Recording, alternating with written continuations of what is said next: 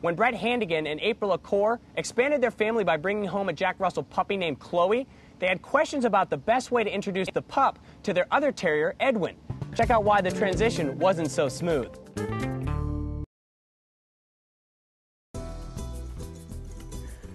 Edwin loves to play. He likes to play ball. He likes to play in the water. Edwin has a pretty mild temperament. He's very disciplined and just very calm. He doesn't get very excited out in the public. We both work during the daytime, and Edwin, we were leaving him at the house outside for about 8 hours a day, and we thought about it for a while about having a companion because he's always been so good around other dogs. So we figured it was time to bring someone home for him to play with. We didn't know much about what we needed to do when we brought Chloe home for Edwin. We tried to force them on each other. She always wanted to warm up to Edwin, but Edwin didn't want to have anything to do with her, so if we put them close to each other, he would start to growl. As soon as they started, playing together eventually, if he would do something she didn't like, she would just go right back at him, bite the side of his neck and hold on to him. It was difficult trying to figure out when should I take her away and put her out here with him. Should we keep the door shut and let them run around outside? What if she digs a hole underneath and gets loose? She can't be left alone because she's a pup, but he can. So you can't separate them because the reason they're together is so they can play together. Well, ideally, I think the relationship between Chloe and Edwin, I'd like them just to be friends that can play together and help each other get through the day when we're not here. Hi, Chloe. It's always difficult when good intentions get negative responses. Getting a pal for Edwin seemed like a logical and caring solution, one that April and Brett put a lot of thought into. Fortunately, Edwin didn't think so. At times, bringing a new puppy into a home can appear as either a threat or an annoyance to the only child of the family. The good news is, if handled properly, these two still have a chance of becoming best buddies. I went over to April and Brett's to see if I could put an end to this family feud. Hi, guys. Hey there. How you Brett, doing? how are you? Hi, Fine, April. fine. How are you? Look at this. I bet this is Edwin because he's a little bit bigger.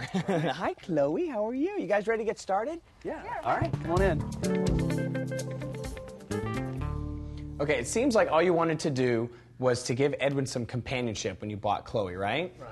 You wanted him to be the big brother and teach Chloe everything that he knows because he's such a good dog.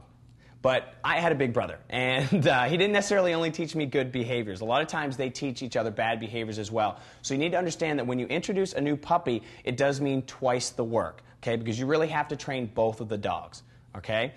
Can you say that Edwin's lifestyle was very scheduled and comfortable before Chloe got here? Pretty routine. Yeah. Pretty routine. Well, when you introduce a new puppy, you also create a lot of new schedules. And those new schedules can be confusing to the other dog a lot of times. They also learned that they have to compete for your attention or your emotions, okay? Now, what was Edwin's initial reaction to Chloe when you got her? Really jealous. Jealousy, right? Jealousy. Jealousy is a very human emotion. It's not necessarily a canine one, but it's also not far from the truth.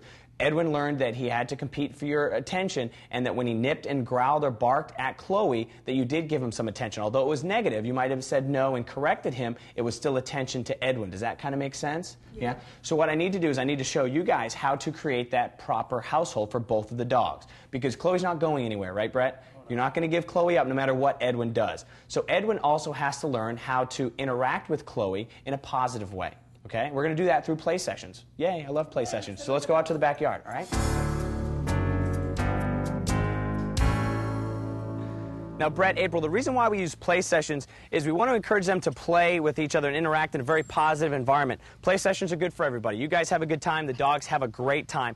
But play sessions we can also control a little bit. What I want you to do, Brett, is go ahead and put that leash on Edwin here. Now, he can drag that around during the session, and you can use it to control him when he gets aggressive. Now, April, what I want you to do is grab one of his favorite toys and go ahead and toss it out there. And this is how we encourage them to play. Now, we want to make sure that we praise Edwin when he's doing good. He did great. Good. Go ahead and praise him for that. And we want to encourage Chloe to chew on a toy other than the leash like that.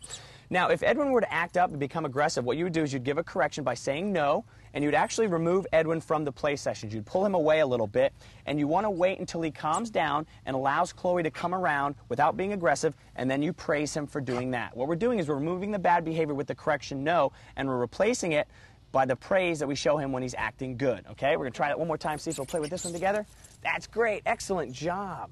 Now, these play sessions are going to continue until the dogs lose interest in them, okay? And the way we end the play session is we simply remove the toys. That is our control. We pick the toys up and remove them.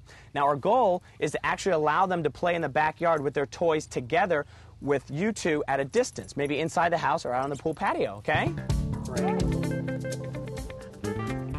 Guys, it looks like we ended the play session at the right time because these guys are really tired. Oh, yeah. Yes, indeed.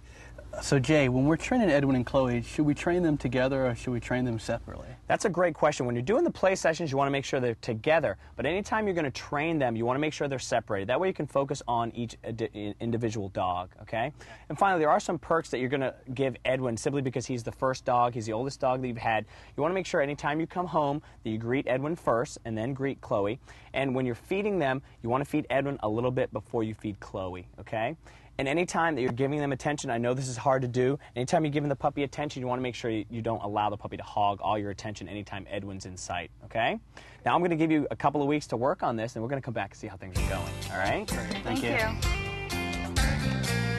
Now it's time to revisit the saga of one dog, one new puppy, and one big clash of personalities. Have Edwin and Chloe finally found harmony under one roof? Let's find out if they've gotten used to the idea of each other. In the past couple weeks, Edwin and Chloe's relationship's gotten a lot better. They play together a lot nicer. It's not so aggressive. It's sort of like a fun play. They spend time separately when they need to. They play together, but yet they take their own toys and play by themselves now. We've been very happy that it's worked out the way we wanted it to work out. It's nice to see them as one big happy family. Although before you know it, they'll be teenagers and fighting about who's been in the bathroom longer.